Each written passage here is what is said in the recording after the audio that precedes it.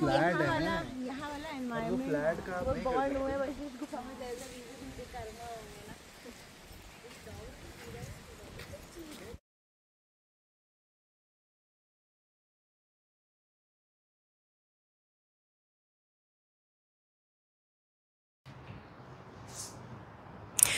இப்போ நாம் நிற்கிறது வசிஷ்டர் குகைக்கு பக்கத்தில் கங்கை. இங்கே இருக்கிற கங்கையை பாருங்கள் எவ்வளோ அமைதியாக ஓடிக்கிட்டு இருக்கு அப்படின்னு. நம்ம ஆசிரம் கிட்ட பார்த்தப்போ வேகமாக ஓடின கங்கை இங்கே இன்னும் கொஞ்சம் மேலே வந்திருக்கோம் ஹிமாலயாஸில். இங்கே எவ்வளோ அமைதியாக அந்த கங்கை போயிட்டுருக்குன்னு நீங்கள் பார்க்கலாம்.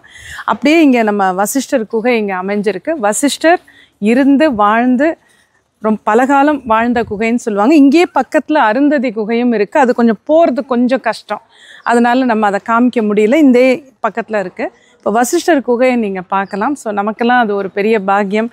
உள்ளே போய் இப்போ தான் எல்லாம் நம்ம ஆல்ஃபா சித்தர்கள்லாம் தியானம் செஞ்சுட்டு இப்போ மறுபடியும் மேலே ஏறி போகிறாங்க.